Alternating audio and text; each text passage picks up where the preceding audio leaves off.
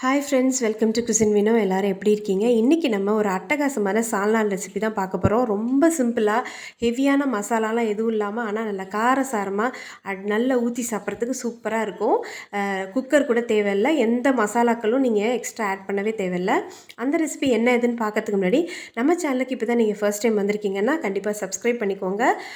Bell சிம்பிளே click பண்ணிக்கோங்க. Already ஆப்ஷனே click பண்ணிக்கிட்டிங்கன்னா நான் எந்த வீடியோ போட்டாலும் நோட்டிஃபிகேஷன் வரும், நீங்கள் மிஸ் பண்ணாமல் பார்க்கலாம்.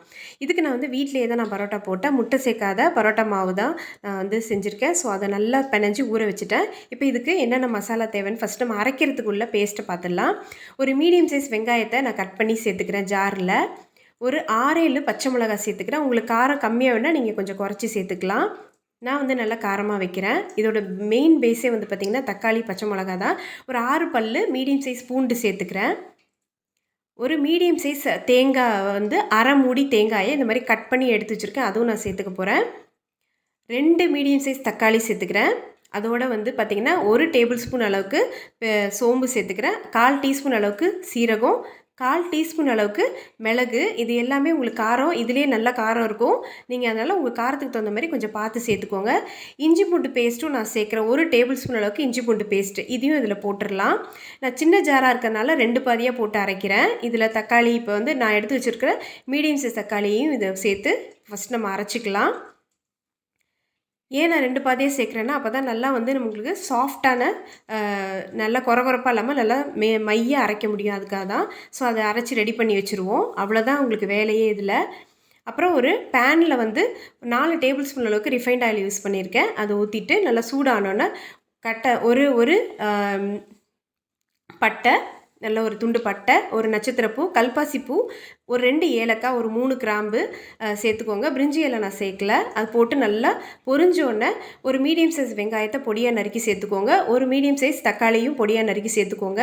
ஆல்ரெடி நம்ம மீடியம் சைஸ் தக்காளி 2 அதில் சேர்த்து அரைச்சிருக்கோம், அதனால் இது கரெக்டாக இருக்கும். இது நல்லா வதங்கட்டும். நல்லா மீடியம் ஃப்ளேமில் வச்சு நல்லா வதக்கிக்கோங்க. இதோட கொஞ்சமாக ஒரு கொத்து கருவேப்பிலையும் சேர்த்துக்கோங்க. நம்ம மசாலான்னு சேர்க்குறதே பார்த்திங்கன்னா அந்த பட்டை, கிராம்பு, ஏலக்காய், அப்புறம் பார்த்திங்கன்னா கல்பாசிப்பூ, அப்புறம் நட்சத்திரப்பூ, அவ்வளோதான். வேறு எதுவுமே நம்ம மசாலாவுக்கு சேர்க்கல. ஸோ கொஞ்சம் கொத்தமல்லியும் சேர்த்துக்கோங்க. அதையும் சேர்த்து நல்லா வதக்கிக்கோங்க. அப்புறம் நம்ம 2 பாதியாக அரைச்சி வச்சோம் இல்லையா, அந்த பேஸ்ட்டை தான் நான் சேர்க்குறேன். தக்காளி வெங்காயத்தை அரைச்ச பேஸ்ட்டும், அடுத்தது தேங்காயும், மிச்சம் தேங்காய் இருந்ததையும் சேர்த்து அரைச்சி போடுறேன். ஒரே பேஸ்ட்டு தான், 2 பாதியாக அரைச்சனால கலர் டிஃப்ரென்ஸ் உங்களுக்கு அப்படி இருக்குது. ஸோ இது போட்டு நல்லா ஒரு 5 மினிட்ஸ் நல்லா லோ ஃப்ளேமில் வச்சு நல்லா வதக்கிக்கோங்க. ஸோ அது நல்ல ஒரு ஃப்ளேவர் கொடுக்கும். நல்லா வதங்கினதுக்கப்புறம் இதில் காரத்துக்கு நம்ம ஆல்ரெடி பச்சை மிளகாலாம் போட்டிருக்கோம்.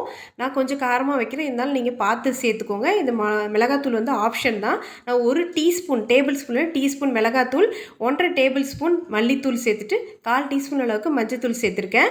தேவையான அளவு உப்பு, இந்த மசாலாவுக்கு மட்டும் இப்போ தேவையான அளவு உப்பு போட்டு ஒரு 5 மினிட்ஸ் நல்லா மறுபடியும் லோ ஃப்ளேமில் நல்லா வதக்கிக்கோங்க.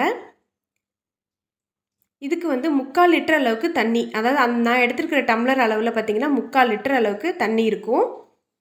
நல்லா தண்ணி உங்களுக்கு ஊற்றிக்கோங்க. ஏன்னா நம்மளுக்கு பரோட்டாக்கு நல்லா ஊற்றி சாப்பிட்டா தான் நல்லாயிருக்கும்.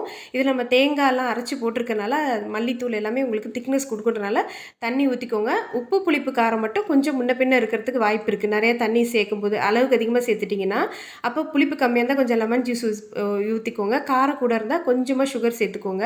உப்பு கம்மியாக இருந்தால் அதுக்கு தகுந்த மாதிரி உப்பு போட்டுக்கோங்க. இதை நம்ம தண்ணி ஊற்றி நல்லா ஒரு கொதி வந்ததுக்கப்புறம் அட்ஜஸ்ட் பண்ணிக்கோங்க. எனக்கு உப்பு மட்டும்தான் கொஞ்சம் கம்மியாக இருக்க மாதிரி இருந்துச்சு. நான் கொஞ்சமாக உப்பு சேர்த்து ஒரு 10 நிமிஷம் நல்லா மீடியம் ஃப்ளேமில் கொதிக்க வச்சுருங்க.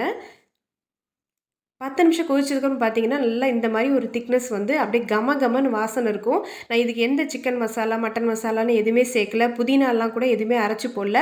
சிம்பிளாக வெறும் தாளிப்பில் மட்டும்தான் நம்மளுக்கு அந்த மசாலா. இதில் சோம்பு, தக்காளி, பச்சை மிளகா, அந்த இஞ்சி பூண்டு வாசம் தான் உங்களுக்கு ஃப்ளேவரே. ரொம்ப ஈஸியாக சுலபமாக பண்ணிடலாம். நல்லா ஊற்றி சாப்பிட்றதுக்கு நல்லாயிருக்கும்.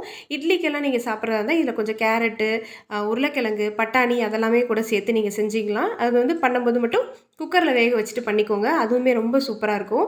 ஸோ அவ்வளோதான், ஃபினிஷ்டு நம்மளோட சால்னா ரெடி ஆகிடுச்சு. நம்ம வீட்டிலே போட்டு வச்சுருந்த நம்ம பரோட்டா ஆல்ரெடி ரெடியாக இருக்குது. ஸோ அதை எல்லாத்தையும் ஒன்றா சேர்த்து இந்த பக்கம் தட்டு 4 தட்டு, அந்த பக்கம் 4 தட்டு சேர்த்து நல்லா பஞ்சு மாதிரி அடித்து எடுத்து வச்சுக்குவோம். நல்லா சூடாக இருக்கும்போதே அடிச்சிங்கன்னா உங்களுக்கு நல்ல லேயர் வரும். இப்போ எடுத்துகிட்டு இந்த பரோட்டாவுக்கு, இந்த பஞ்சு பரோட்டாவுக்கு நல்ல காரசாரமாக நல்ல சூப்பரான இந்த சால்னா ஊற்றி சாப்பிட்டு பாருங்கள். எவ்வளோ சாப்பிடுவீங்கன்னே தெரியாது. நம்ம வெளியில் வாங்குறத விட இந்த மாதிரி வீட்டிலே செஞ்சு சாப்பிடும்போது சுத்தமாகவும் இருக்கும், நம்மளுக்கு செஞ்சோன்ற சந்தோஷமும் இருக்கும். இப்போ இதை ஊற்றி சாப்பிட்டு பாருங்கள். அவ்வளோ அட்டகாசமான இந்த சிம்பிளான சால்னாவை செஞ்சு பார்த்துட்டு உங்களோட ஃபீட்பேக் சொல்லுங்கள் ஃப்ரெண்ட்ஸ். நான் உங்களை இன்னொரு வீடியோவில் சந்திக்கிறேன். Bye friends.